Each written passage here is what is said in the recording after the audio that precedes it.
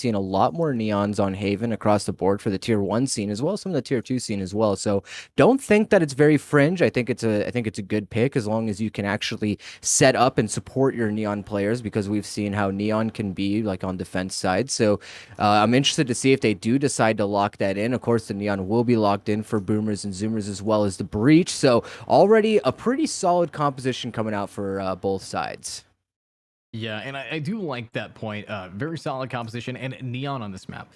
I usually only see one neon, but the fact that we're seeing it on both teams, that means we're about to see some anime type duels. They're about to be sliding around, absolutely just jumping over each other, just treating it like Apex. But what we also have here is, I think, a mirrored team composition outside of the Sky pick. If we look at it, instead of a Sky, we're going with a Fade. And I would argue that Fade is significantly stronger than Sky on the map of Haven, just because you don't want to be able to have your enemies hear you rotate. And it's a lot of rotating back and forth from A to C.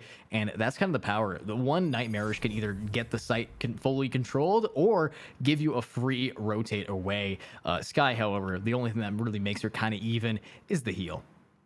Also, I think that the Fade utility actually lends itself to Neon's kit, believe it or not. I mean, it's not something that I think a lot of people talk about, but not only the Haunt being able to outline people, but the Seize actually being able to slow people down could be a good, combo.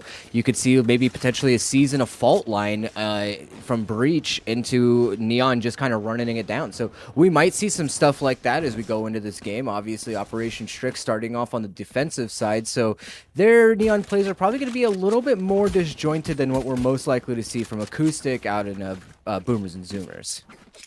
Right. And another thing I will point out for both teams is when you look at the ultimate, the Nightmarish coming out from the Fade, that combos so beautifully with Neon's ultimate because that's Decay, and Decay plus something that just melts does so much damage so quickly. The fact that you're vulnerable, the fact that you're going to be taking more damage and you have less HP, it's easy for them to now push it in. But of course, we're now seeing a big mid-sided push-up coming out from all of the people on Zoomers and Boomers, and Kush just being aggro here, very aggressive, is going to get himself gunned down, and now Kinetic, he's got to back his teammates up. He's able to get almost nothing from it, just a little bit of damage onto the Astra, and so far, we're seeing Boomers and Zoomers just walking up and getting themselves some picks, but Lemon, he's being the man who's different compared to the rest. He is there, and all of them are now inside a garage.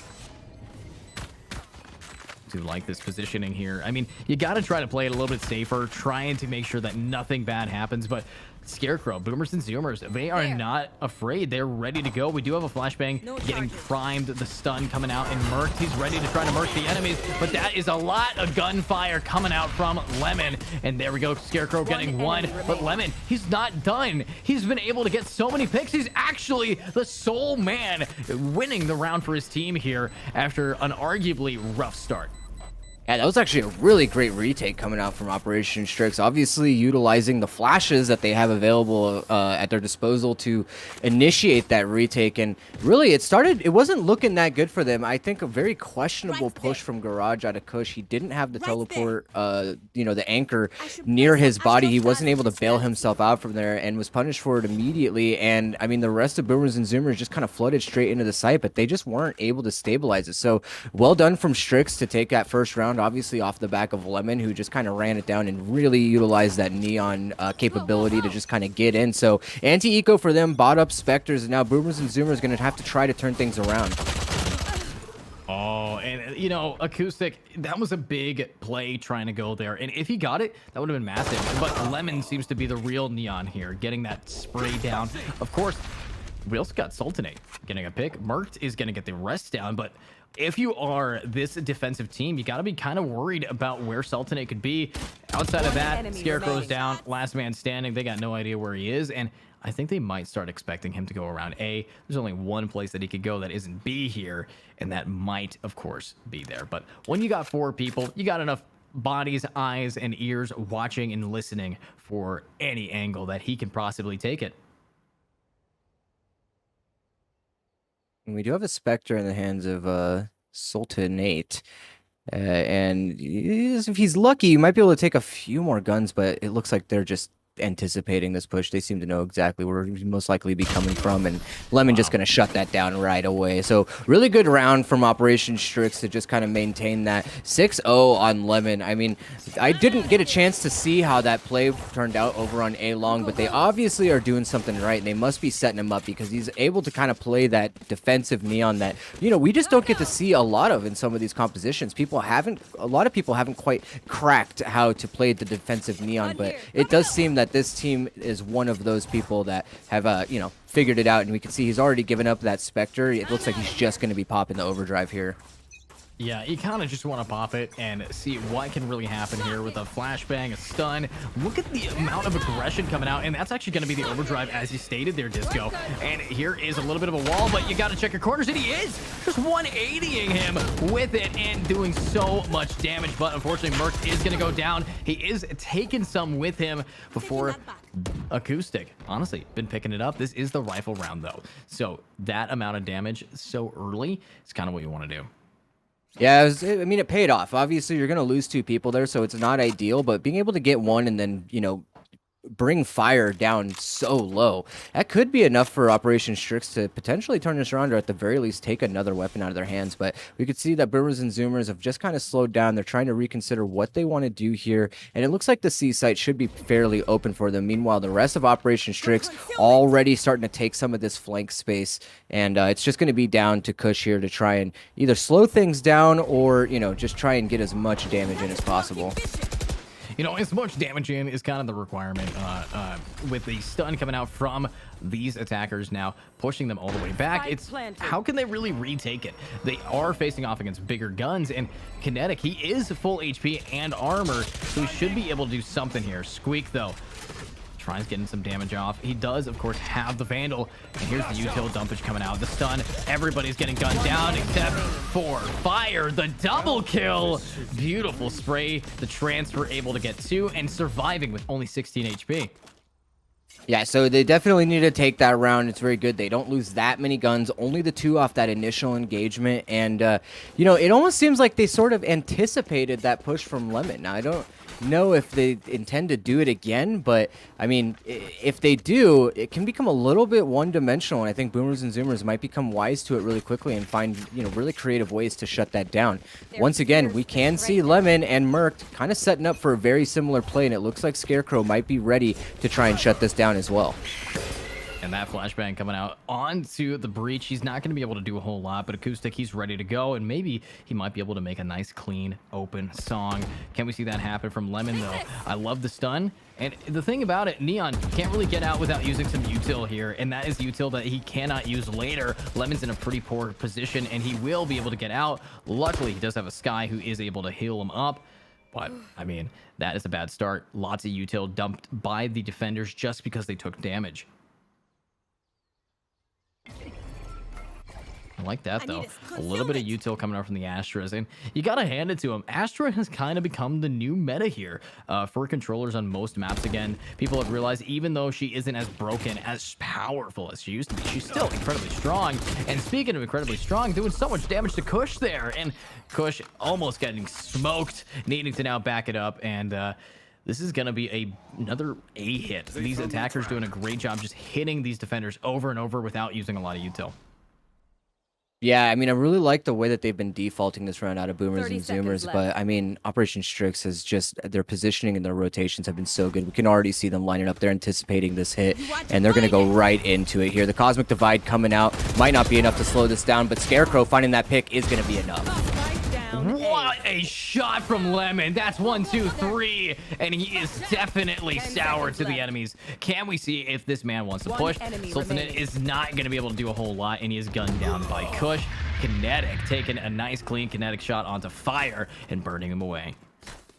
You know, Boomerz and Zoomers, I do like their defaults here, but it looks like they're not really taking the right amount of map control off of the you know, aggression that they're posing over in a lot of these areas. It looks like they just kind of try to fight A long, maybe they're going to fight C long, but they don't actually push forward off of a lot of it, and that's, I think, allowed Operation Strix to just get into these really good positions here. Obviously, Lemon just being there at the right place in the right time, always able to shut it down. He's been good for at least 2 almost every single round, it feels like, and now that's going to be, you know, Boomerz and Zoomers on a little little bit of an eco round. A hero rifle coming out for fire could be something that they need to, you know, possibly swing this out. But another default for them here, defaulting through mid and just going for some of this garage aggression here. Yeah, trying to find that aggression. It's what you kind of have to do, especially when you're locked down to a classic. But looking at, I'm pressing tab right now, and that is 10-1 on Lemon. He is just...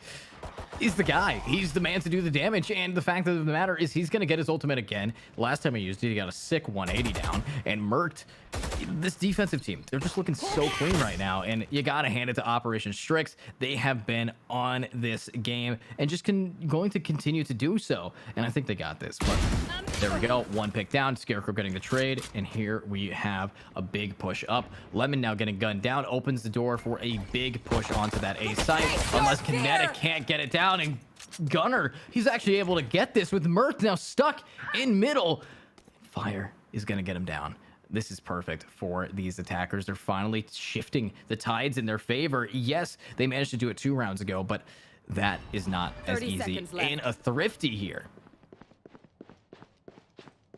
I do like this, though. Kush, one of the last man standing. He is able to get 1 and 2. Always check your corners with a team. Kush is actually going to get a triple kill to make sure that his team is still there. Honestly, I thought the defenders were not going to win that, but I was wrong, and I was proven to be a fool. That was also a very unusual round from Boomerz and Zoomerz, I think. They just spread out a lot. They seemed to be all over the place. They couldn't decide to commit to one particular site. And of all people, you had Gunner just kind of really late lurking up in garage. And so, I mean, it's a surprise that Operation Strix was able to take that round out, especially given how it ended up looking towards the latter half. But again, I just felt like that attack round from Boomerz and Zoomerz just felt a little bit disjointed here. So a timeout coming out from Operation Strix in a very peculiar position, I think. They're up 4-1, so maybe this is just to kind of maintain the lead and perhaps just talk about the very unique playstyle that Boomerz and Zoomerz have been presenting over on this attack side.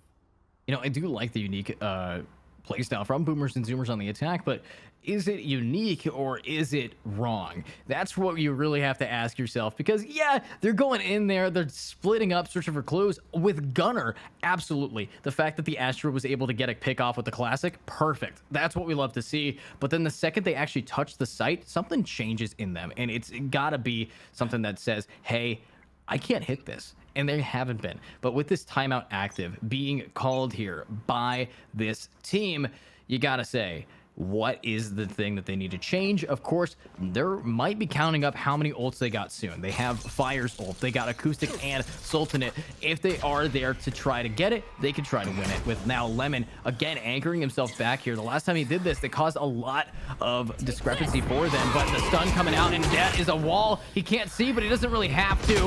With there it goes. That is Acoustic pushed up, Squeak getting Gunner down, and of course, Mirth, he kind of bailed on his teammate there because he doesn't want to get caught in the crossfire. Dog is available, but Fire wants to get fired. Easy shot for Mirth right on his head. The Seeker's now coming out. They're looking for these players. They know 1 is Sewer, 2 are Long, and no flashbang to push out of the smoke. He's just going to wait for his Seeker. And he is going to do a little bit of damage down, but all 3 of these attackers are locked down at a Long.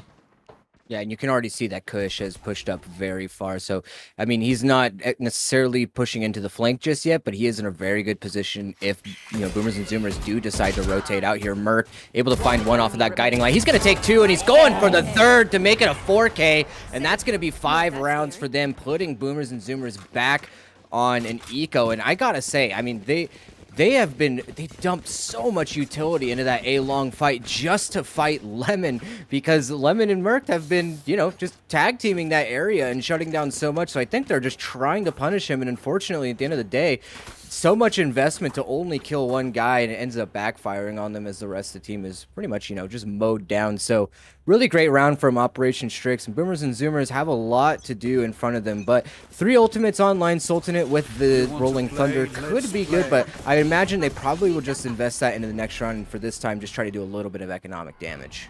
You know, economic damage, definitely when you want to try to get rid of some weapons here. And with Kush anchoring it down, he's not blind, but he's also not able to aim in Acoustic. That's what we like to see. Everybody now pushing in. Look at this laser beam coming out of the fingers from Acoustic Man. He is here. The Neon now pushing in. He's going to get even more, but Merc's on the 90-degree turn at 7 HP is going to get both of them down. Scarecrow cannot get him away. He knows he's getting rushed, and it's all over a thrifty round brought to you by Neon being a character.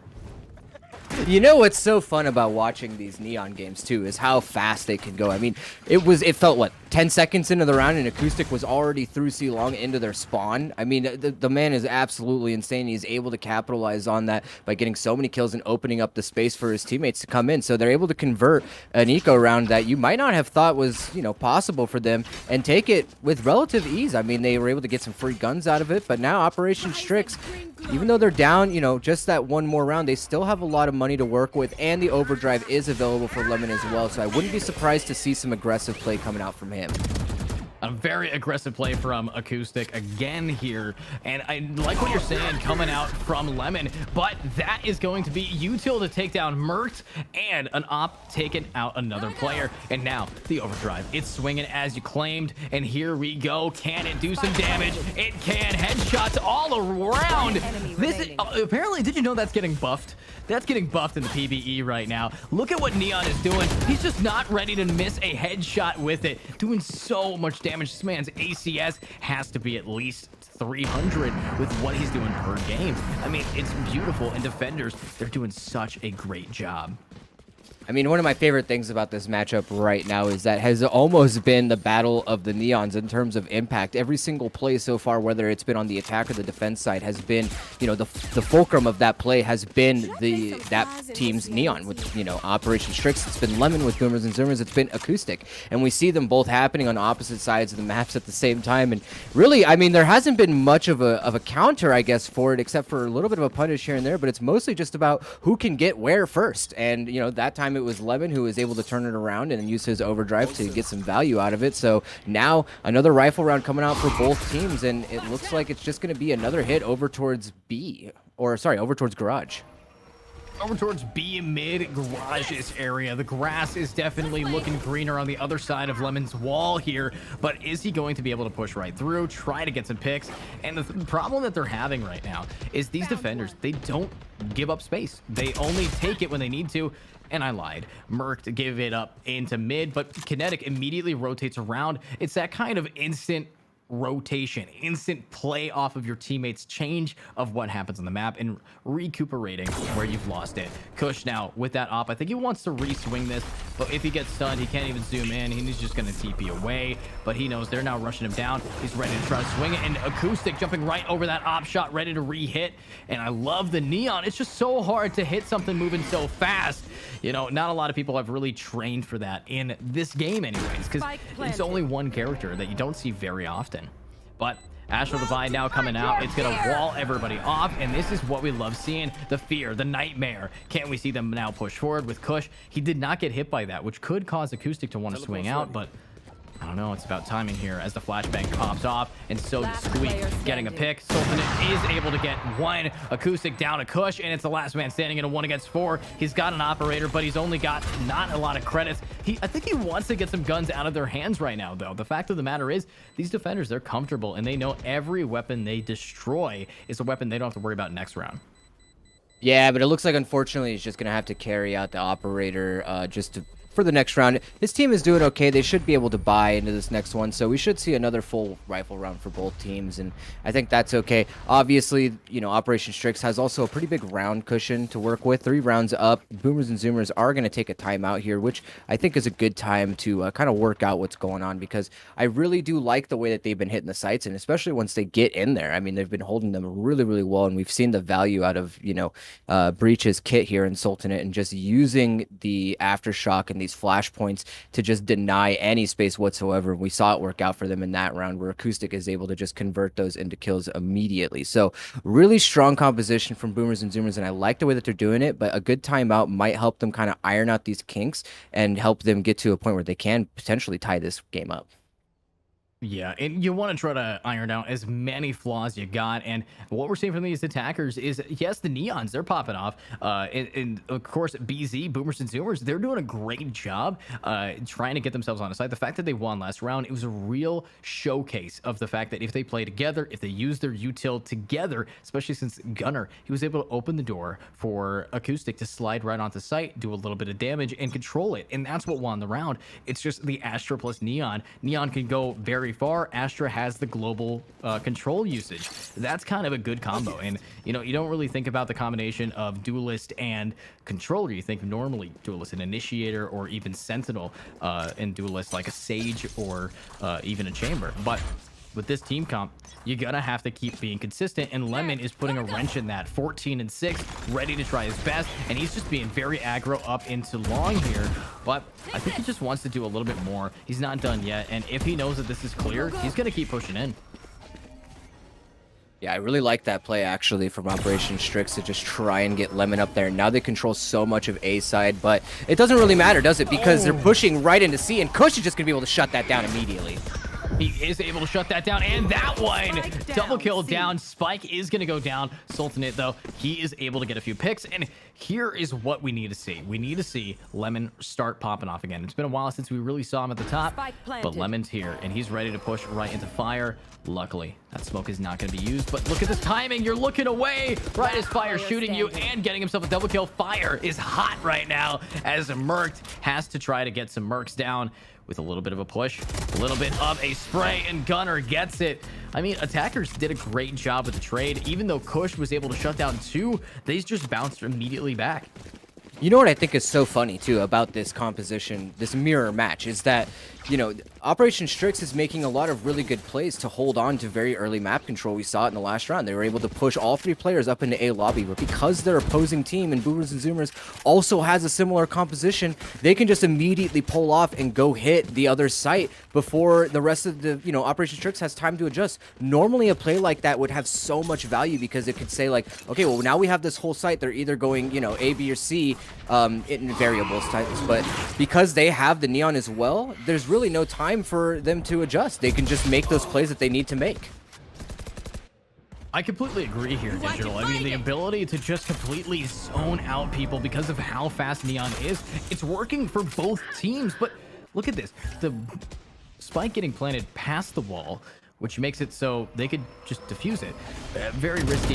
Not sure what's going on from that, but a little bit of damage. Dell and Squeak, he's able to take out Fire, and he wants some more, but let's see what can happen with this retake, with this push. And there we go. Gunner gets 1. Squeak is able to get himself a 2nd kill of the round, but he needs 3, and the timing of pulling out that util will get him gunned down. Attackers, I really do enjoy this new change of pace.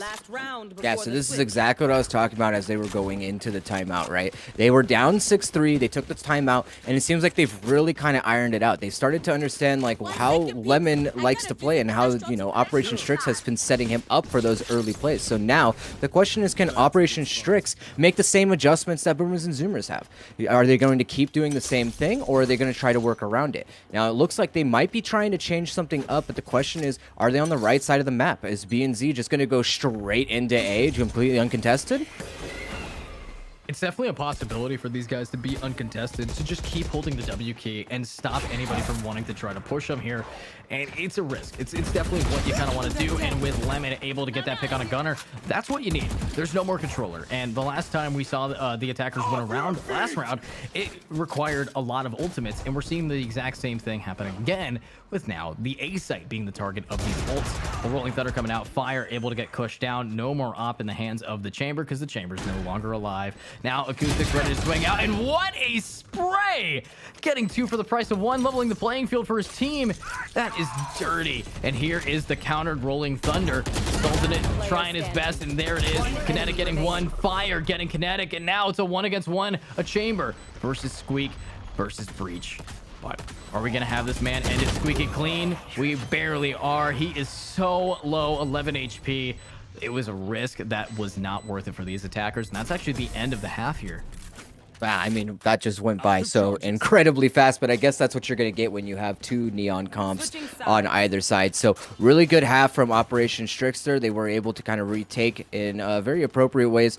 And B&Z now only down 2 rounds, but the sides have been switched now. And we've seen what Lemon can do with aggressive plays over on the defense side. And I can only wonder if it's going to be more effective here on the attack half. The real question is Acoustic going to be able to emulate kind of the same thing that Lemon was doing over on defense, or do they have a different plan? So it looks like they might be setting up over to just do one of these C hits, whereas Acoustic could be setting up here to do something similar to what Lemon had been doing over on A side.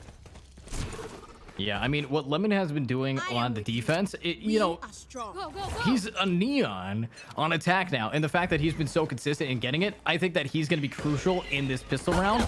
But Gunner, you're going to have to be the Gunner to lock this down. You're right inside of your wall. And that is what we're talking about. Able to take Lemon down, but not a whole lot of damage. Luckily, Fire, he's the man who's going to burn these players down before Kinetic's able to get 2. And Squeak gets 1.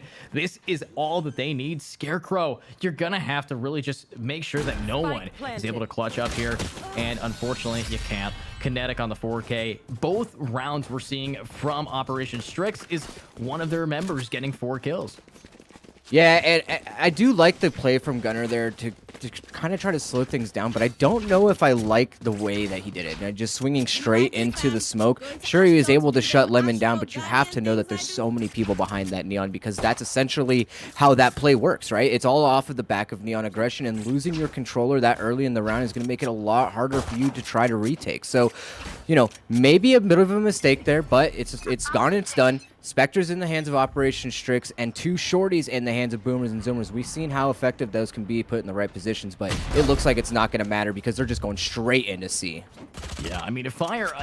I gotta hand it to him. He is one of the best players on this team, aka the best player. 12-9, consistently getting the picks that he needs to, with Mertz now finally taking him down a notch.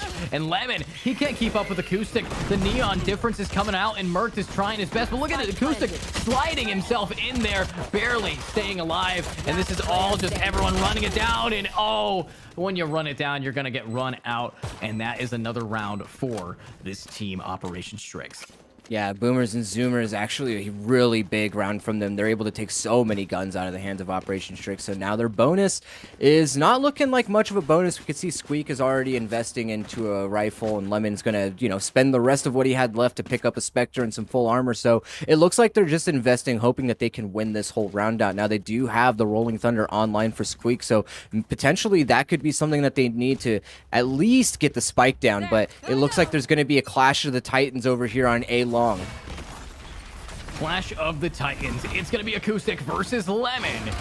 But let's see if it's actually going to be good enough. Of course, Acoustic does have the weapon advantage, but looking at this util, it's going to try to keep him back, and it's still going to hit a lot of damage down onto Acoustic. He's going to need to get a heal, but unfortunately, he's not the guy with the sky, and he has to back it up with Sultanate trying to push forward. He's got the flashbang, he's got the util he needs, and here comes the one tap from him onto that man. Scarecrow is down, but that's the last piece of util he's got remaining, and of course, BZ, they're being pushed back right now, and it's definitely scary to get pushed back this far. Yes, you were able to get a pick, but these attackers, they don't have a controller either right now, or they don't have a controller. The Fade is gone, and without a controller, how are you supposed to really control the site?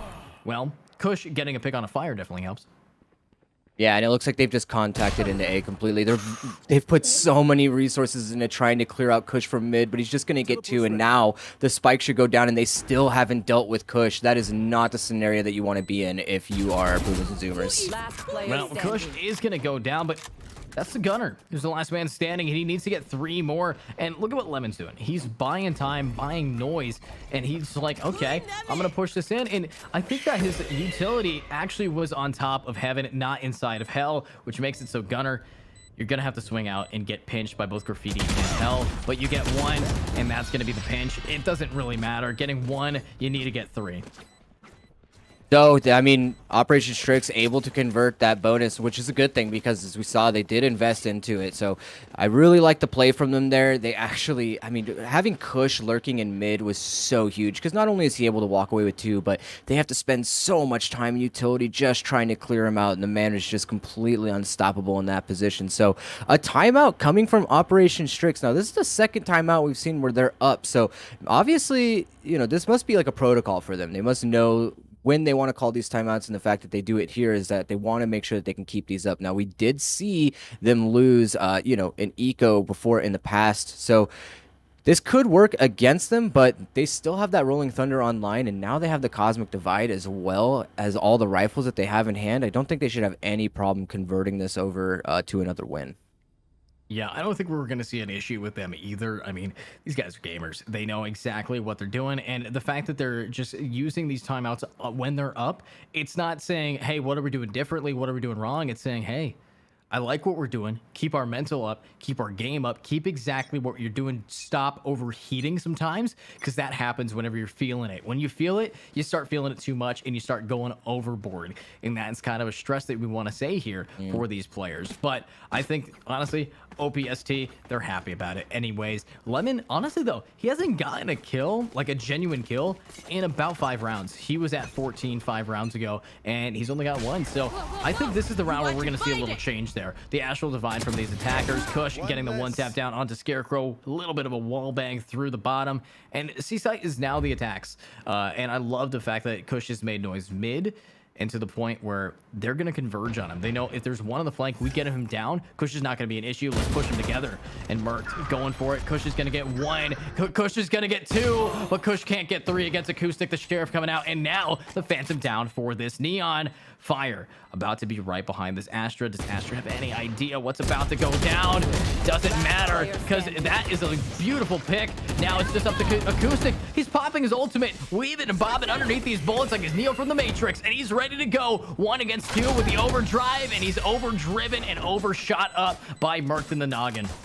And I just really love the way that Kush is playing for Operation Strix. I mean, the fact that he has had such huge impact from basically just holding one angle. I mean, he's able to get that pick on the first peek out of Garage, right? But because of that, Boomerz and Zoomers have to invest so much just to try to shut him down. They know they can't initiate a retake onto the site until they close that, you know, that position out. And because of that, it allows by so much time. Operation Strix lose a lot of people in that, but the time is on their side at that point. So I really like the way that they've been playing. Now rifles in the hands of Boomerz and Zoomers. We'll have to see if they're able to stop the bleeding here, because they're now down 4 rounds, and this is going to be it. If they can't win this, it should be a pretty easy map 1 for Operation Strix.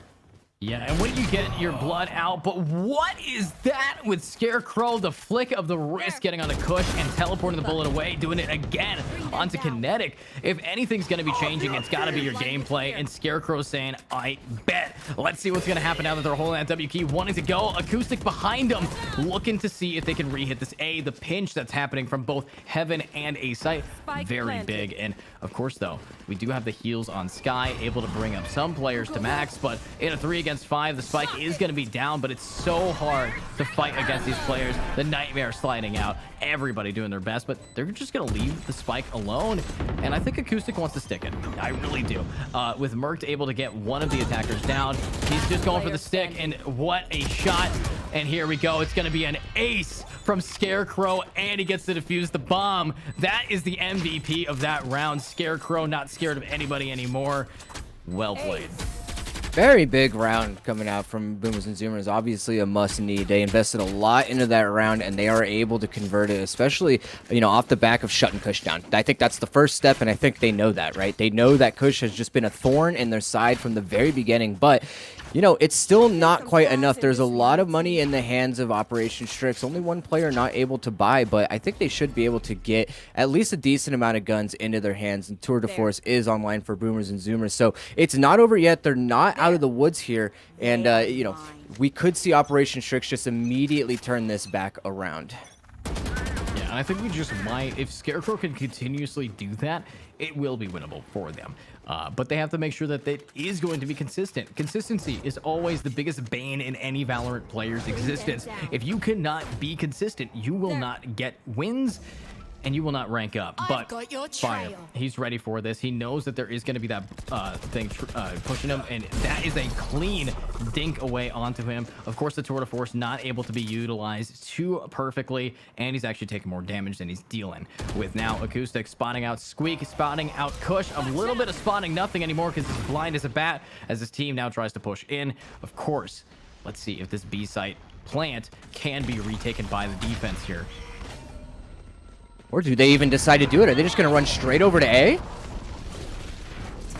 I mean, they tried to, but the Rolling Thunder just pushes them right back on the B site, and there it is. Kush is going to get the headshot onto them, but this is what we love to see. A Kinetic able to get one more, making this a 3 against 3, a tied round. Kush knows there's a man on the flank, and the timing is turning around. Oh, it's all over, and this is a big comeback coming out from Boomerz and Zoomerz right now.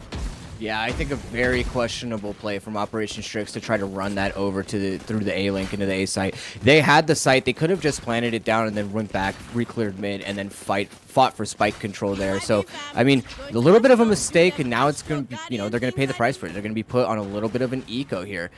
Overall, though, I actually really like the way that they used their utility to force the rotates out and open up B site for free for them. I think if they had just decided to commit to it, there'd be a chance that they would have won that round. Unfortunately, that wasn't the case. And now Boomerz and Zoomerz take one more round, and potentially this one as well if Operation Strix don't have a plan. Yeah, and you're going to need a plan here. Operation Strix, it's got to be sitting on Lemon here. If he gets fired down, the plan is just play off of his death body. So let's see what's going to happen here with Lemon now going back. A little bit more stun. Gunner taking down Kush. We know what Kush can do. Merked able to get one, but Gunner, he's on a 2-piece now, and he's ready for some more. Of course, Acoustic, he's got some stuns. He's got some walls. Fire does take it down for Lemon. This is an eco round that's tough to win, but with Kinetic getting that pick, Squeak getting a fire down, this might be winnable, but the stun's coming out, a little bit of a jash in, and it's all over. BZ is on a hot streak right now, winning 3 and taking the momentum completely back for themselves. But the attackers, they can afford a medium tier to full buy next round. Yeah, so this is going to be a big swing round for Operation Strix coming into this because obviously they went on the eco that round just to make sure that they could invest. But we do have the Cosmic Divide and the Rolling Thunder. Now, we've seen how they'd play out these Cosmic Divide rounds in the past, Edu. Usually Kinetic will pop that ultimate and then Lemon will just kind of run in off the back of it knowing that he doesn't really have to clear as many angles. Every time they've done that, it's always been a C hit. So if that is the plan, I would assume that Boomerz and Zoomers are going to be anticipating this, considering this would, you know, this wouldn't be the first time that they've done it, and it looks like they are potentially going to be setting up for that as well, but Gunner, all alone on the site, he's going to have a lot to do. A lot to do, but not a lot to really see here with Lemon finally being aggro yet again. If he gets gunned down by Gunner, this is going to change everything, and it's not. But Fire immediately with a wall bang will get traded out. That's a 2 for the price of 1. And Scarecrow, he needs to make some space, but he can't against Kush, who's going to burn him away. And here we got Acoustic now right behind him with this Vandal. Will the Vandal be the weapon of choice against it? Of course, it's a 2 against 4. Whatever Acoustic does here could sell doom for these attackers if he is so consistent. Kinetic able to get gunned down. Can we see it happen again with a little bit more of a push? And it's not going to happen. Kush is going to push him down, and Sultanate, can he hit it? He can't against Merked, and that is going to be match point advantage given over to this team. They finally have been bringing it back, and that is pretty scary if you're on the team Boomerz and Zoomers. Yeah, I mean, their economy is looking a little bit worse for wear here, but it looks like Fire is just going to opt for having that glass cannon, so the Operator no armor. Now, it's going to be a pretty heavy investment, obviously. I mean, it's this or nothing, so I guess that's really the best that you can do, but not having armor against a player like Lemon, and considering all the flashes that they have, I feel like that's a very big risk, and you just have to hope that he's not going to be the first one in the line of sight there. You gotta hope so, but he does have the overdrive. And of course, Fire with his op is ready for anybody to really try to peek him. And if they do, it's damage down, but the overdrive is gonna be coming out. But it's an overdrive versus overdrive, a slide and a 1-tap from Acoustic. That's what we like to see. But I think he's got more, and he can just go through it. But the thing about that beam is it gives away his position so easily. So through the smoke, it might be just a suicide wish. But he already got his 1, any more aggro, and he could... What? I've got your trail. What just happened? Merked, how did you just do that? You took the words out of my mouth. Okay, I mean, welcome to Valorant, everybody. Precise gunplay, especially precise in the hands of Mercs. He probably toggled on. Check his PC. But let's see what's going to happen with the TP array. And here we go. Sultanate is going to get Merc down. Looks like the cheater is now getting beat.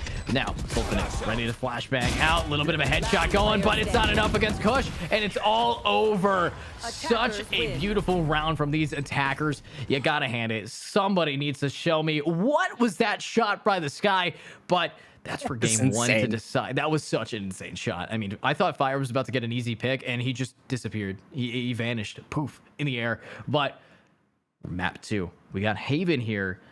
Let's see if this team's going to be ready. Tell me, as we normally do, I got to ask you, Disco, how'd you feel about that game? Did you think that it was really up to the Neons, or was it the Chambers that kept this game in there? I mean, honestly, first of all, that game was a treat. That might have been my favorite series, or at least my favorite map so far of the ones that we have casted today that I've had, the pleasure of getting to watch. That was an absolute blast. That being said, Operation Strix really just came out on top as the team that just seemed a little bit more prepared. And, we'll have to see if they can carry that in. So, map 2 going to be Ascent. We've talked about this before. Ascent is usually just a very long map. That map is more just about tempo. It's more about info plays. So if if the teams are going to do the same thing, and we see that they're kind of similar play styles, we might see a very close game coming into map number 2. Now, the real question is, are they going to be playing fast again, or are they both going to just kind of opt into that slower, more concise style of play?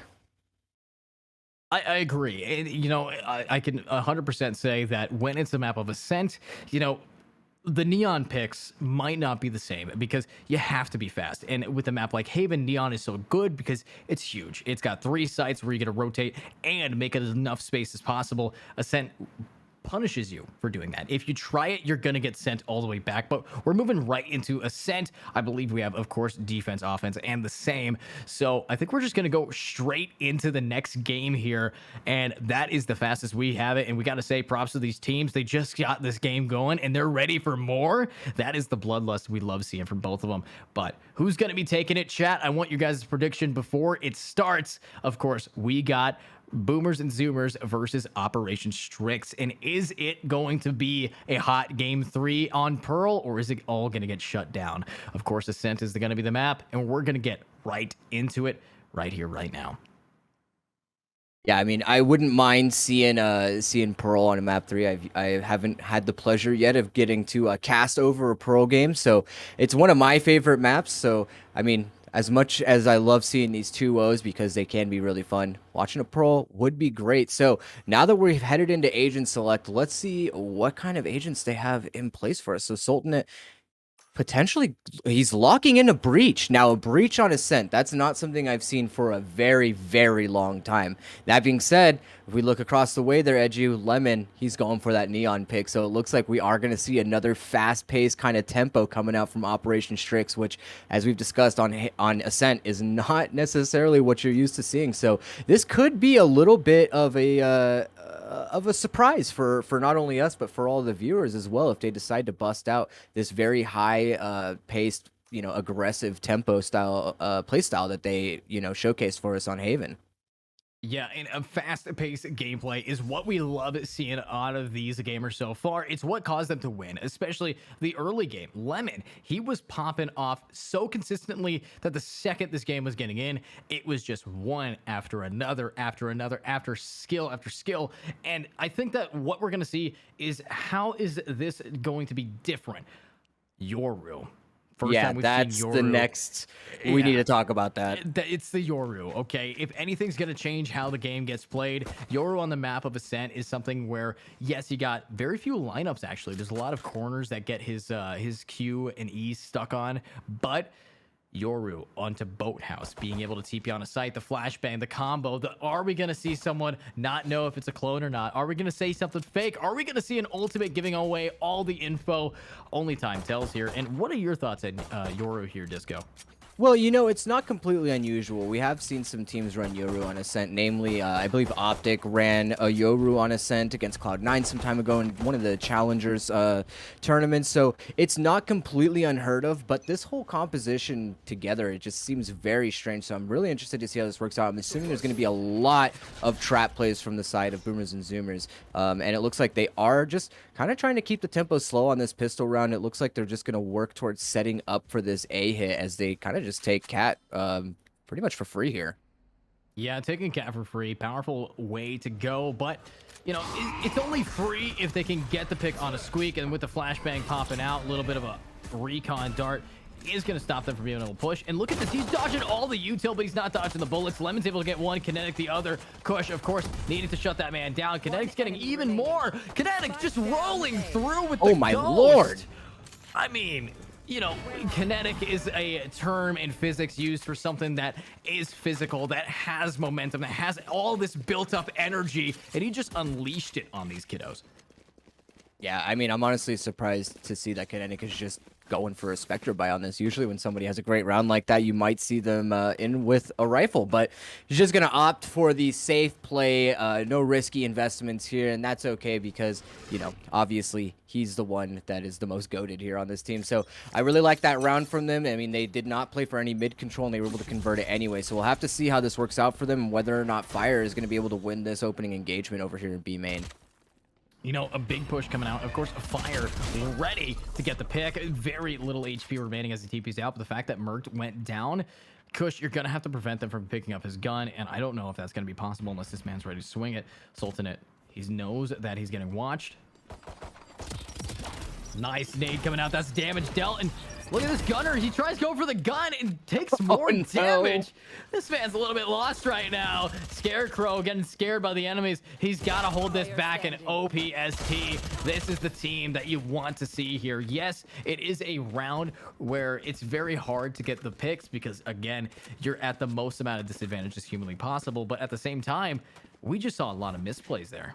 Yeah, maybe a little bit too much of a tunnel vision there, just trying to grab that gun as opposed to just making sure that you're, you know, watching your angles and making sure that you're not getting absolutely rolled over in this. But, you know, they're able to take 2 guns out of the hands of Strix, so it's not the worst outcome possible, and now they have rifles in their hands. So we've already seen that Strix loves this fast-paced style of play. So they're, I mean, B&Z, they're going to have to try to anticipate this a little bit more. We can already see that Lemon's just trying to get into an early advanced position, but a flashpoint coming out from Sultanate is actually going to potentially shut that down and now get the fast lane out of his hands as well.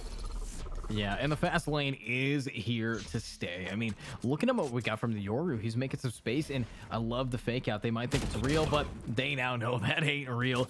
That guy is, though. Clean headshot down. Kush, he's anchoring with the Frenzy for his bonus round. Only 1 shot of Headhunter remaining, so this bonus is going to be very difficult with only a Frenzy, but we've seen what Kush can do before, and here comes a swing. Kinetic gets 1. Fire will get Kush down. Unfortunately, the range difference will always be on top. Lemon trying to buy some time, and there goes Kinetic. But they already got 1 gun down. If Merc's here, if he could get any more, this might be a clean round for him, even if he can't win it, because we all know that round 3, you just want to get rid of the enemy's guns. A win's a win, but at this stage, how can you do it? You can't.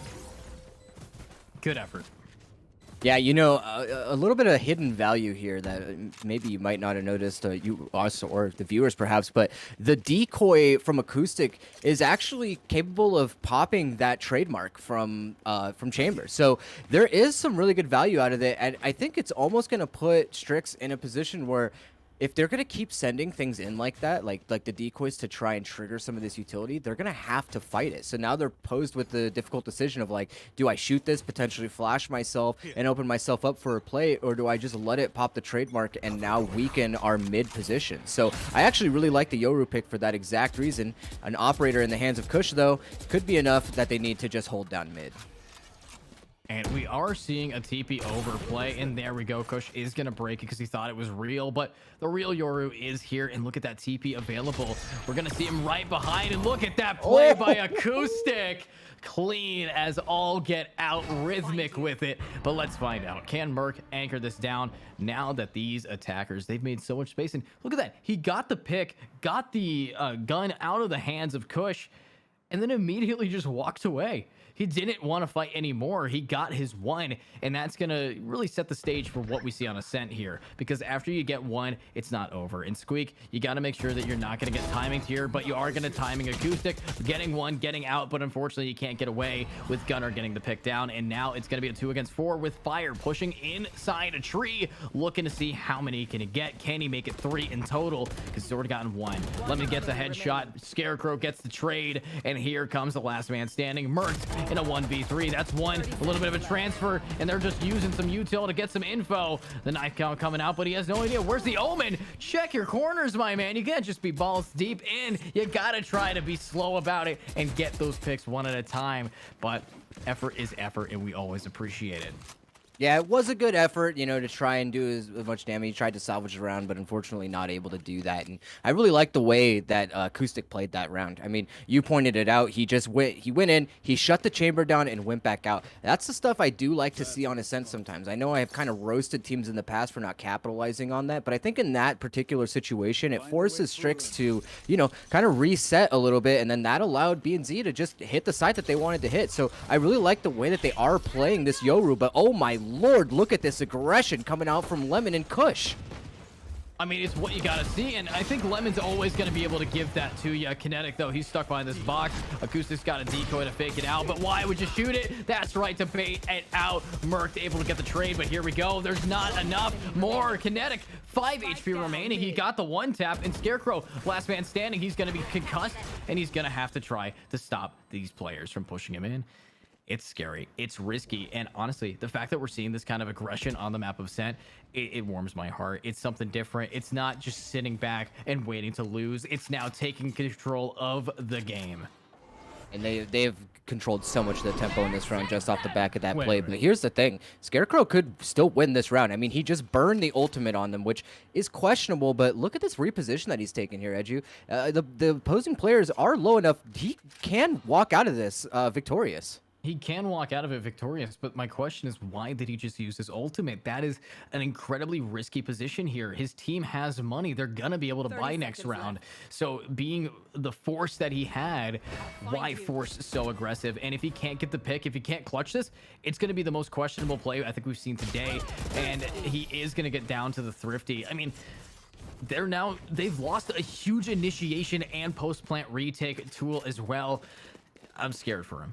Yeah, I mean, definitely questionable. I don't think it's necessarily wrong to burn that ultimate in that position, especially, you know, I'm sure his teammates are letting him know how low everybody is, but the fact that he uses it and then repositions himself all the way to tree, a little bit of a mistake. Now, maybe if you're going to do it and then try and capitalize on it, you know, with the swing right away, then perhaps I can see the reasoning behind it. But unfortunately, it's, you know, it's dead and gone, and so now they're just gonna have to go into this without much. But we do have the gate crash available. Yeah, Gate Crash is going to be available for Fire here and his team, ready to try to move forward. I mean, all of the util these guys have is enough, but look at that. Acoustic, he's popping his ultimate. He's going right through it, and everything about Dimensional Drift always tells me he's ready to rock and roll. The bully coming out, pinging his teammate, saying, yo, stun this man. I'm about to do something dirty. Acoustic's always ready for it. And look at that. Lemon can't hit the shot, and he's getting pushed. A little bit of a wall going up, trying to cover himself off. And here we go. This is what we like to see, but they're all there. Squeak able to get the trade on one before getting domed down. And here we go. A little bit of a stabilized core for his teammate, but I think he's just going to get immediately gunned down again. Finalizing the shot. Last man standing. Kush able to get one, but not Gunner, who's going to gun you down. So close this game has been, and every single round, you have to say who's going to take it. I mean, obviously BNZ are going to walk away with the round there. But we also saw Sultanate, he activated that Rolling Thunder right towards the end of it. So I don't think it was a necessary investment, and now it's going to be another ultimate that they're not going to be able to have at their disposal. So Tour de Force and From the Shadows is pretty much all they have. Meanwhile, you know, Strix, they have a little bit of an arsenal of their own. Now, it does look like they're going to be on a little bit of a half buy here, Hero Rifle going into the hands of Kinetic. But we've seen what they can do on these eco rounds in the past, Edge. The question is, are they going to try to do the same thing as they did before? You know, they gotta try to do what they're gonna do, and Merc here is spotted out, and that's just gonna be a free pick for Acoustic. I mean, this Yoru, MVP of the game, and I don't know if he's gonna be able to keep it up once he gets on the defense, but I sure do hope so, with Kush now trying to get right through this wall. I mean, the timing of this is of the essence, with Gunner getting the pick down on a squeak. Massive play. That's no more flashbangs available for the defense for the retake, and they're just gonna be consistently blinded. And here we have Lemon. He's ready. He's going, but does he know where these people are hiding? Of course, you got Yoru Acoustic right behind the wall. Pop flashing it out, going for the swing. Unfortunately, not connecting it, but the wall bang. So much damage dealt. A little bit of a stun, and Acoustic's ready to re-hit. Strafe jump and a double kill down. Kush, last man standing. Can you get this man away? You can. Clean headshot now. It's just a 1 against 3. You got to find him, and you can't. Gunner is that guy who gets the 2-piece. And honestly, attackers, they might be taking this back, and I kind of like to see that, especially from Acoustic. I mean, it's kind of blowing my mind. We've seen so many Ascent games today, and none of them have measured up to the playstyles of either of these teams. I mean, sure, maybe BNZ doesn't have the Neon, but they're playing like they do. I mean, we've seen them on these site hits. They're so aggressive, and they just hit.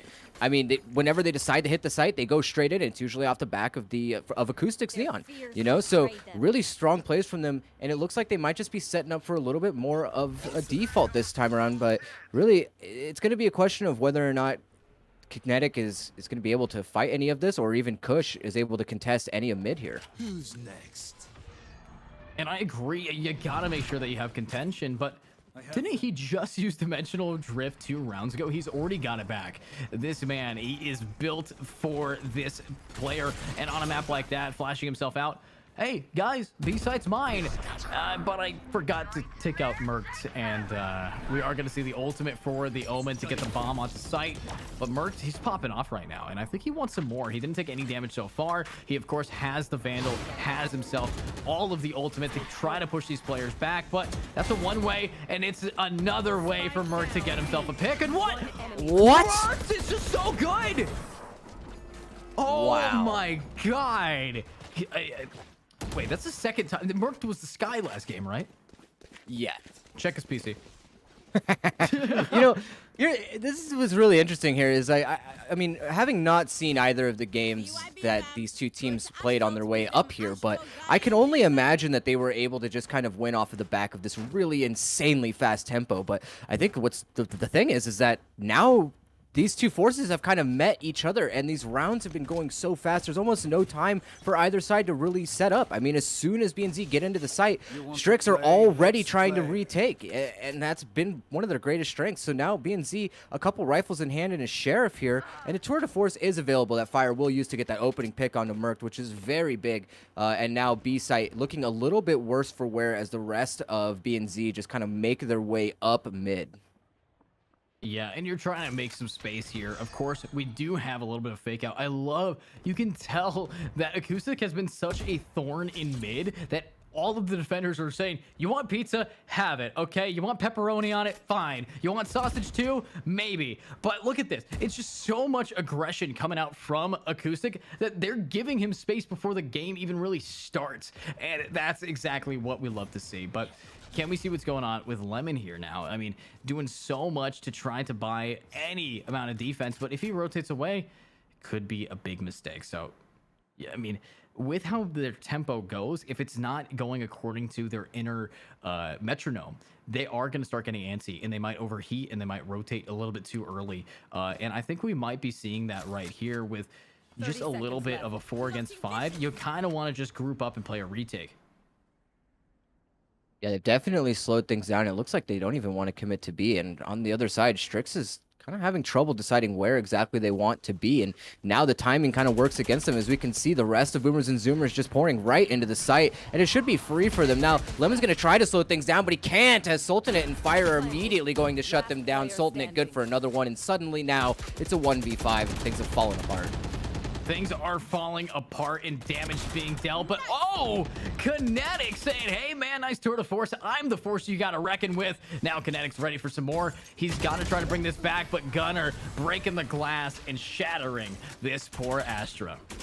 Yeah, what I think is the coolest about that is that they've kind of conditioned Strix into this, into their very fast tempo play. So Strix is anticipating a hit like that to come out. And when it doesn't happen, when they decide to slow the tempo down for that round, Acoustic just pushing up mid, holding the space, and just kind of creating just a small amount of pressure there, it kind of puts Strix in a position where they don't really know what to do. And because of that, we see Squeak rotating around back and forth, and it just opens up this really beautiful timing for Boomerz and Zoomers to get in there and take the site and stabilize. So, I mean, good timeout. I think good timing for Strix. They need to. So, honestly, we are terribly sorry about what happened. Hydra's internet is connected to a Lazy Susan. It just spins around and around and around. But let's find out what's going to happen in this next game going forward. We did manage to catch up with all the rounds. It's actually keeping us where it was. God, I love the fact that OBS is always there for us. But let's keep it moving. We're ready to go. And here is the W key pushing forward. Scarecrow now going for it. The ultimate's now pushing in. And all the dumpage. Lemon able to get a just mow down of a spray. Getting all these picks today. Let's see what can happen now that they've gotten 3. And this is the last round of the half here, Disco.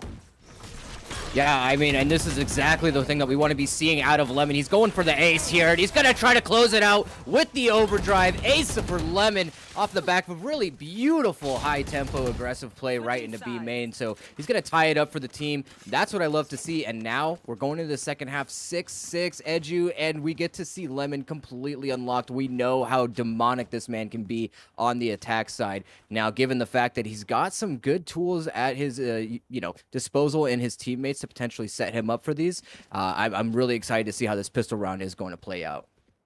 Yeah, I'm excited as well. I mean, this is an even game. Are we going to get to game 3? I think that's entirely dependent on how OPST plays. They've been so consistent here with especially Lemon just popping off. But anything is possible here for these gamers. They need to keep it going. And let's find out who is going to be taking it. Pistol round really sets the tempo, sets the stage. Acoustic already being quite aggro, but that's Kinetic. Every time Kinetic has a ghost against people without armor, it's just always a one-tap with the man. But that's Fire getting 1, that's Fire getting 2, and both Merc and Lemon are going to go down. Let's see if it's going to be consistent enough for them to continue the motion, the everything necessary. Sultanate ready to try to get some picks here. Let's find out. Of course, Squeak doing the best he can, swinging out, trying to get himself some picks, and there is a little bit of a smoke, a little bit of a util dump. Right now, OPST, they're not having a great round, especially because of Fire's double kill. But here we go. That's going to be Kush trying to get 1, and Fire's on a triple. Maybe we might see a back-to-back ace, unless Fire, he's just going to TP slightly away to make sure he's not going to get wall banged. But Kinetic, he's taking down Acoustic, and Fire still wants his picks. They're both low. These pistol round players are in a bad spot. Yeah, I mean, there's a lot to do for them here, and they're trying to creep up here, Cat, but there's going to be so many players waiting for them. Oh, and that's Gunner going to get 1. Now, Kinetic, it's your turn to die to Fire. Or Gunner, who gets that. And honestly, that is going to be a back-to-back round for both teams. Just doing a kind of clean sweep, working together.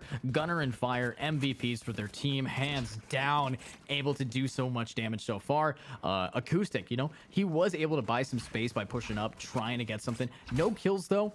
But, half the space makeage is just forcing people to push somewhere else.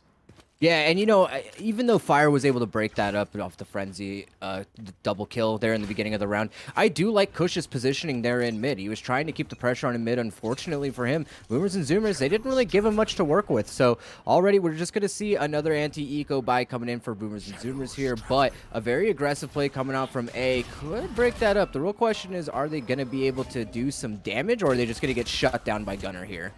Yeah, if they get shut down by Gunnar, it's definitely something that might be possible, but let's find out. Acoustic ready to swing it around. He, of course, has that round by. This is the second round, but attackers, I think, are setting themselves up for success here. If they are able to get one down, you're wanting to try to get Lemon some picks here. If he can get his ultimate, no matter what his eco is like, with how we've seen him pop that, it's terrifying if you're the enemy team, and it will push people back. But also, let's find out. Is the Neon gonna be the position here for everybody now? Sliding forward, trying to do some damage.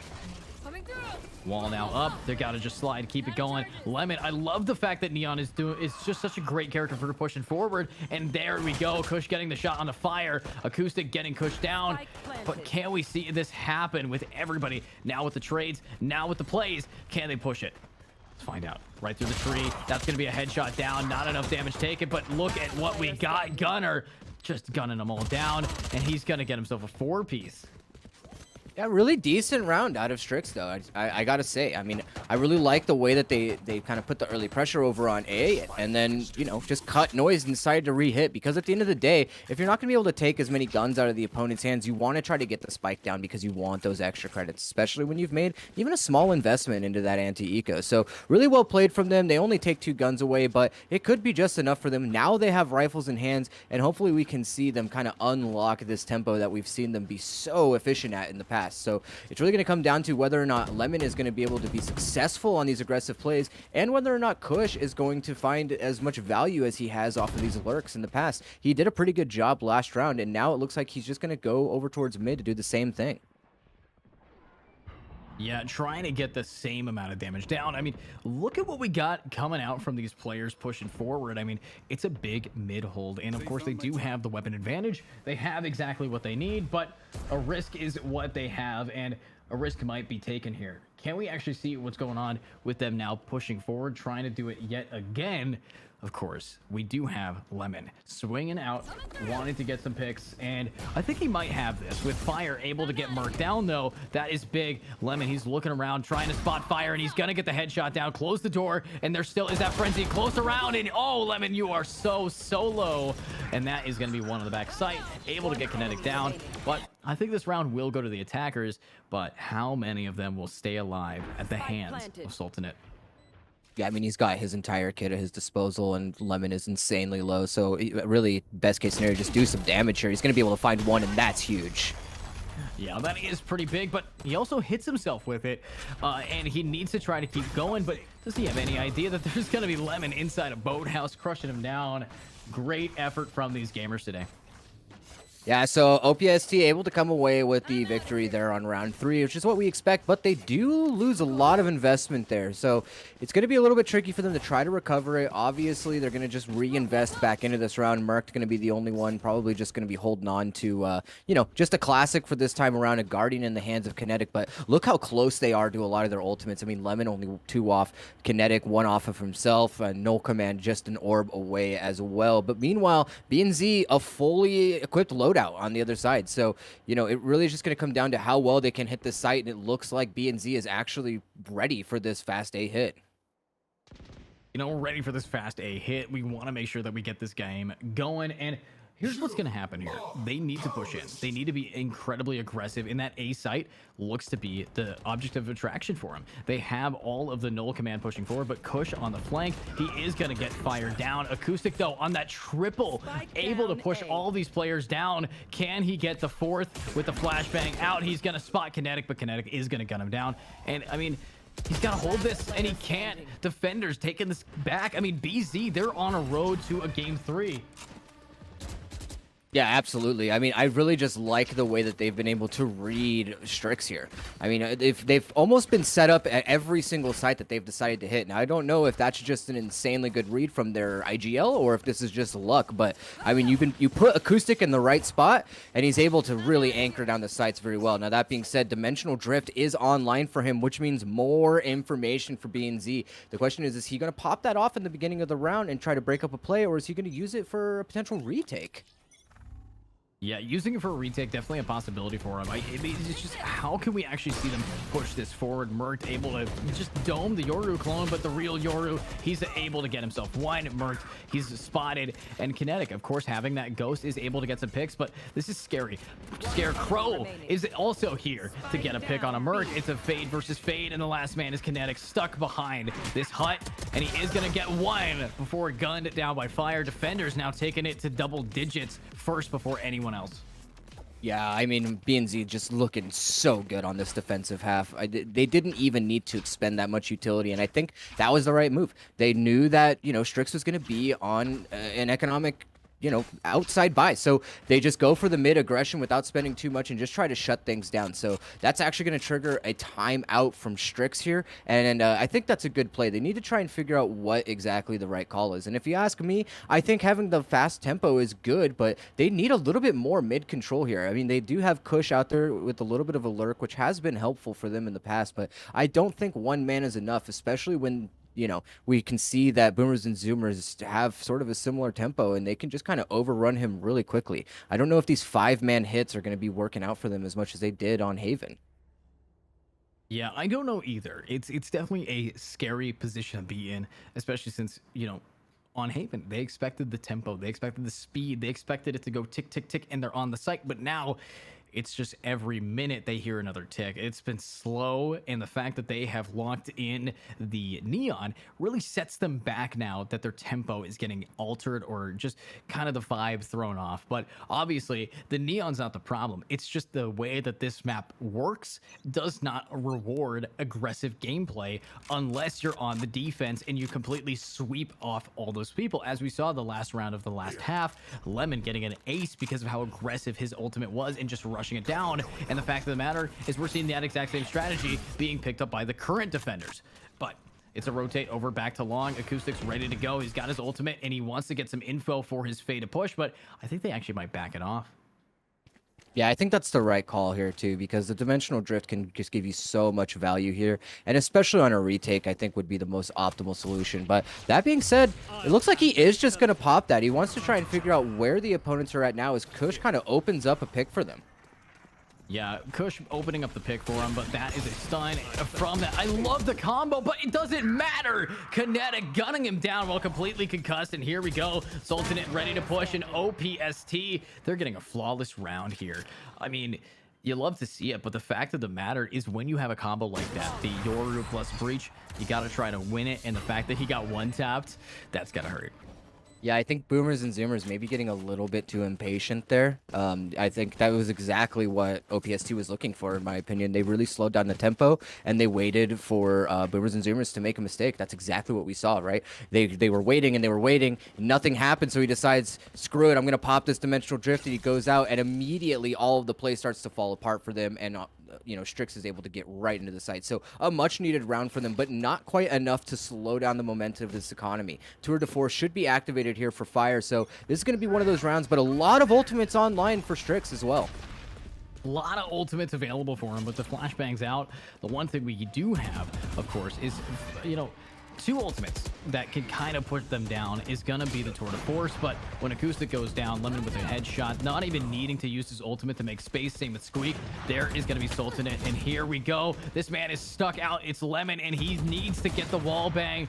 Are we going to find this Breach able to get the trade? Fire, of course, with that Tour de Force, and I don't think Kush is the wiser, but if he were to swing, he might die. Scarecrow takes out Lemon. Clean shot in the Nightmare versus Nightmare over on main. It's going to be a flick of the wrist and a flick of the non-hits for Fire, but in a 3 against 3, it's about how can these ultimates really shine through. The Rolling Thunder is the retake potential and the real turnabout play that has to go down.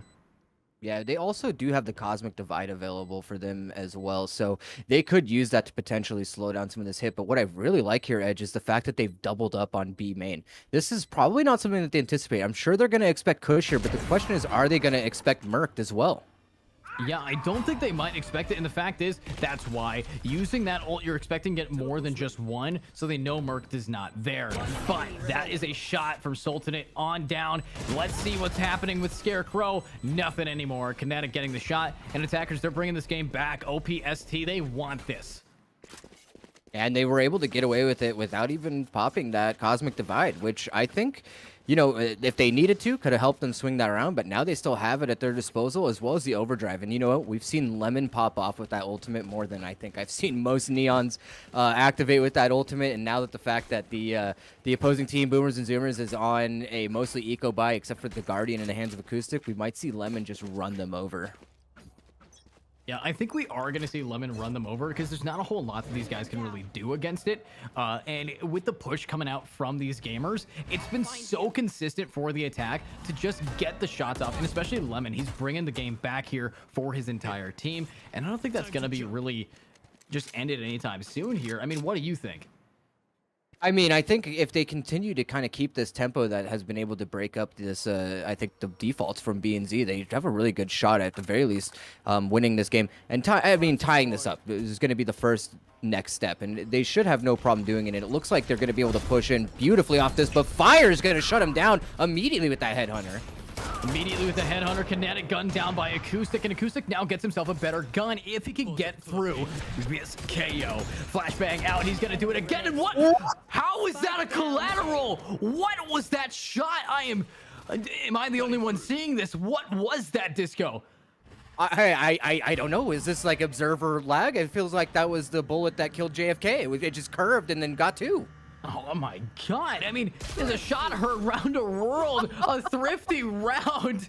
You know, this man, that was a shot that killed JFK and Lincoln. It traveled through time to hit both of them together to line them up. What a presidential assassination of a round. Now, what is going to happen moving forward? Lord. I mean, this is just... I don't think I've ever seen that in the history of Valorant casting where the collat happens like that. I'm gonna have to put that in a super slow-mo, but oh my god. I mean, that was Strix round to win, and Acoustic just completely broke that up off the back of that hero rifle, and now it's gonna be kind of scary for them. I'd love to see Lemon pop this Overdrive, which is exactly what he's gonna do. Can he get some value out of it? Can he pop off like we've seen him do in the past? I think we might be able to, but look at what we got going on. It's going to be a mow down, getting all of them. And, oh, Acoustic TP's right into his buddy's dead body. And honestly, that's so much space being made for these attackers that we might see this get double digits in both teams. Now, Kush getting Gunner down, and Merc ready to rock it. Here comes a little bit of info, and it's not going to really connect to one, but it connects to two with Sultanate able to get gunned down. Merc, 3 bullets, and he does not hit it, and that is going to be the classic now coming out. Double digits for both, and I think that OPST will be trying to take this back regardless of how many times they get shot by the weirdest things. Yeah, so, I mean, Strix is going to be in a really good position here. They're going to be able to buy up if they lose this round, they should be good. But what's more interesting to me is how kind of offset Boomerz and Zoomerz economy is. I mean, they really don't have much to work with. Now, Acoustic, we've seen what he can do with this hero rifle. He does have the Dimensional Drift available once again, but the Null Command as well could be exactly what Strix need in order to actually hit this site. So if we see what they've done in the past, and this is going to be another aggressive tempo round, they might just go straight through mid into B.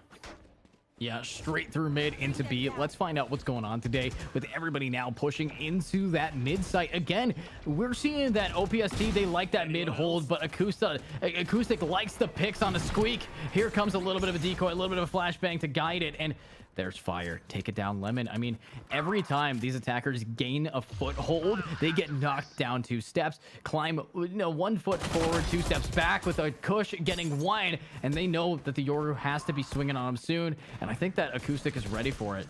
Here he goes, swinging right outside of Dice, the flashbang coming out, and unfortunately, we're not seeing Merc able to get the trade, a 2 against 2, but he's just gonna TP back to Tree here. Now, Merc, he's got this. He needs this to do what he can.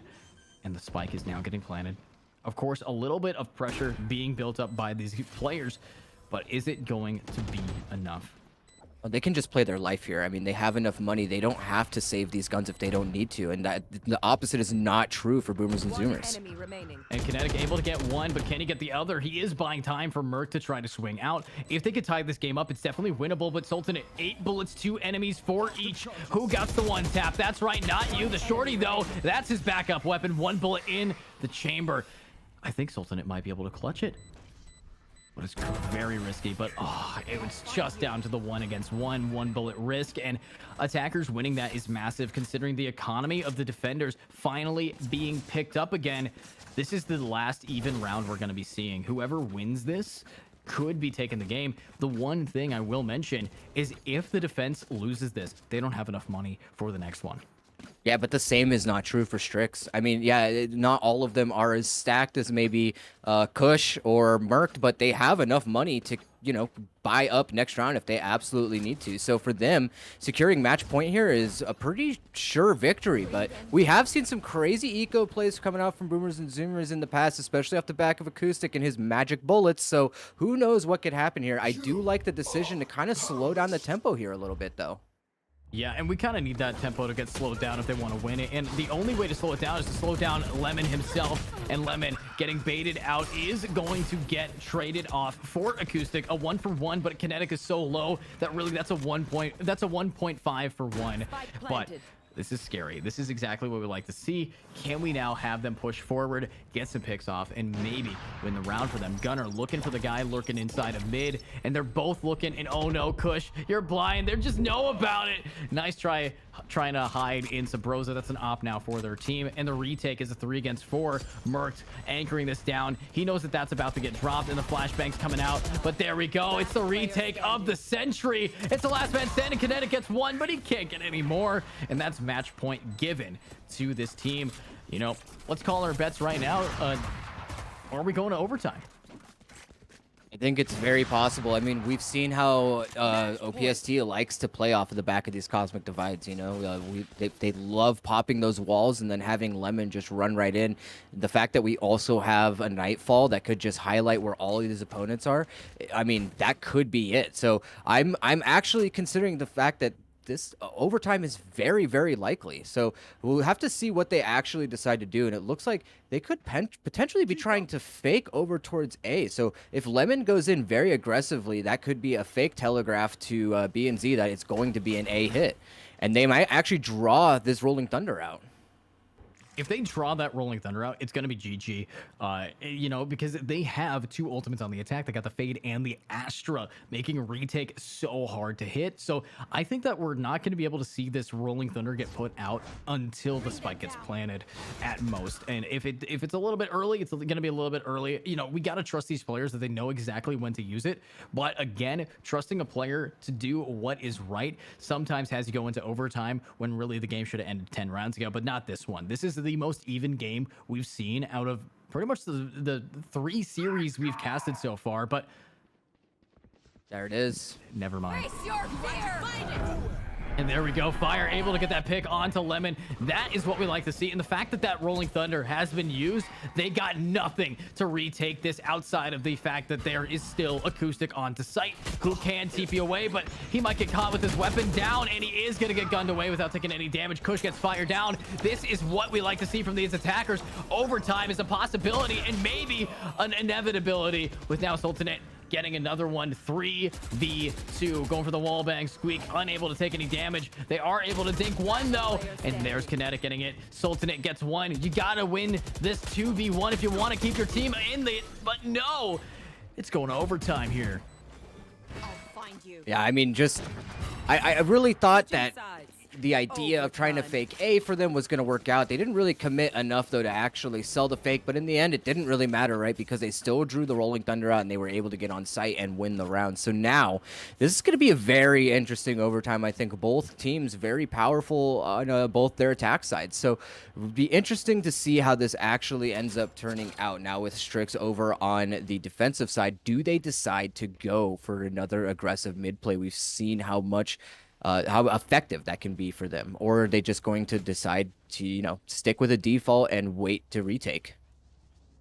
I think that right now, because we're in overtime, we have people like Kush with an op and no armor. You're gonna have to default. You can't be aggressive here.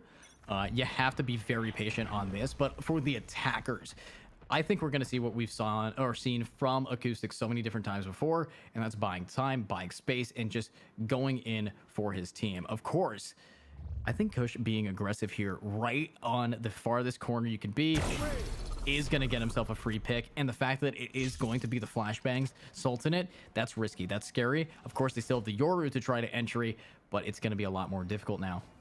Yeah, and look how much mid control Lemon has as well. I mean, he's basically just ready. If they do try to rotate, he's going to know. If they try to come through mid, he's going to know. So it's really just going to come down to whether or not they can actually pull this off. Gunner is going to be able to find one on the kinetic. That's a really big pick for them. An incredibly large pick with Lemon. Look at that util usage. I love it. Only a one-way, but unfortunately, util usage, it does not get you kills. Aim does. From Squeak onto Fire, getting the trade-off for Lemon's death. But the attackers 2 against 3. And OPST, they're taking this game back right here, right now. Very interesting reset from Strix as well to just kind of go 1-1-1. It should give them a pretty good opportunity to rotate pretty much wherever they need to, even though it does look like Boomerz and Zoomerz is going to be trying to hit A site. That smoke should telegraph that hit, and yep, there is the rotation from the rest of OPST. Lots of damage so far, but in 2 against 2, we're going to see Kush get caught out and one-tapped, leaving a retake as the only possibility for a win.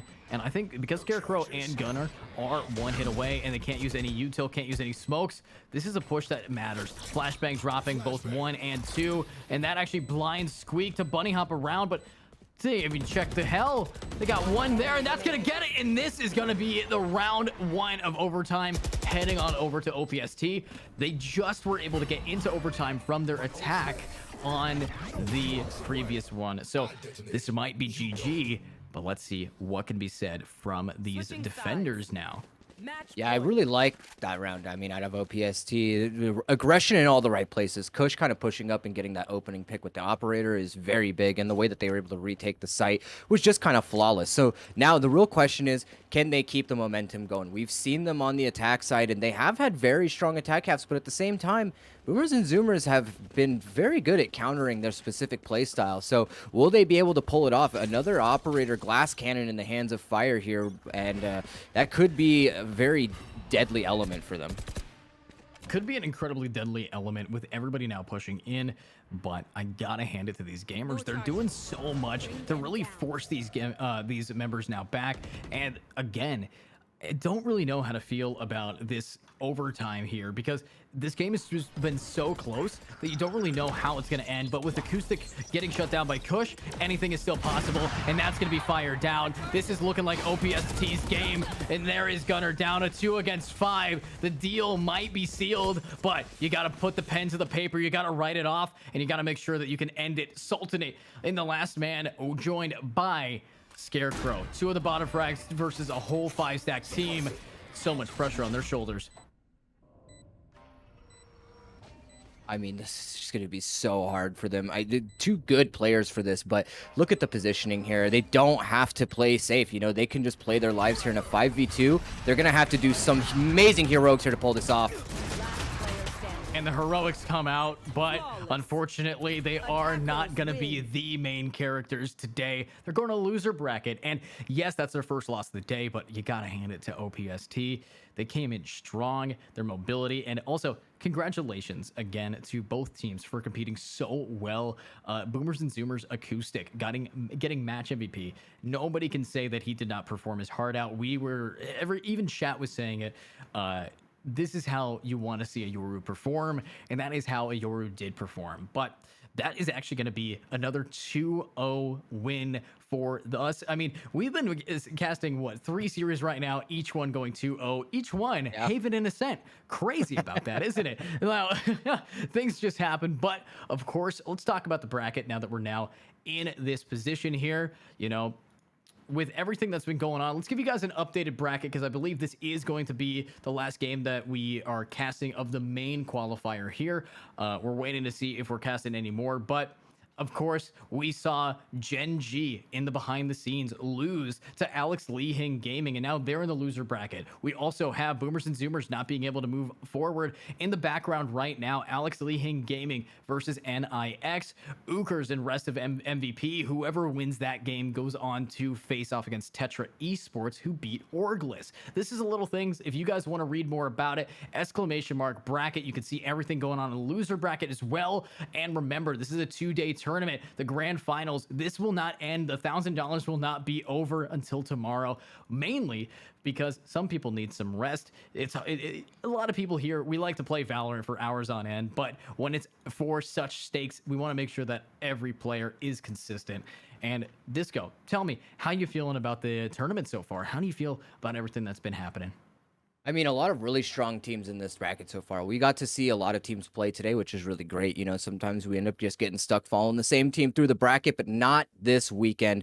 We got to see a little bit of everything. And from what I can tell, I mean, there's just a lot of really good players out here, and I think Operation Strix is definitely one of those teams that people are going to have to be looking out for because they have a tempo that's very hard to match, and they are going to be moving in towards the next part of the bracket, which will be played out tomorrow. So I'm excited to see how that sort of plays out. They're going to be going up against either Alex Linghing or Nyx, depending on the winner of that game, and I'm really excited. We did see Alex Linghing in the past. We casted one of their games, which was they were fantastic, and you know, some very good players on that team, but you can't count Gen G out either as well. Just because they're down to the lower bracket doesn't mean that they don't have a shot at making it out and then potentially winning this whole thing. So really excited to see how the rest of this bracket is going to turn out because I can tell from what we've seen, it's going to be some very tight games. Yeah, incredibly tight games moving forward, so stick around. I know tomorrow is going to be even more hype because you got the losers finals, you got the semifinals, you got everybody ready to rock and roll in the semifinals right here. You already have Tetra Esports make it there. You of course have you know, Ukers is going to be fighting them. I think no, actually Ukers has to fight Rest versus Rest is MVP, but we got Operation Strix moving forward, and Operation Strix is going to be here, but we also aren't done casting, by the way. We're going to do one more losers bracket. So we're going to find out in this losers bracket game, it's just going to be a best of one for everyone here. So let's make sure that we're going to have some fun. We might be seeing another familiar face, another familiar team as we're getting straight into the next game. So bear with us. Again, thank you to our sponsors. All of you guys are amazing helping us put on the show. And don't forget to check out our Discord at IGLeague. About panels down below to click on that !Discord or go to IGLeague.com. And Disco, we're going to see them one more time in the losers bracket in roughly maybe 10 to 15 minutes. We don't know what time yet, but we'll see you soon. Sure.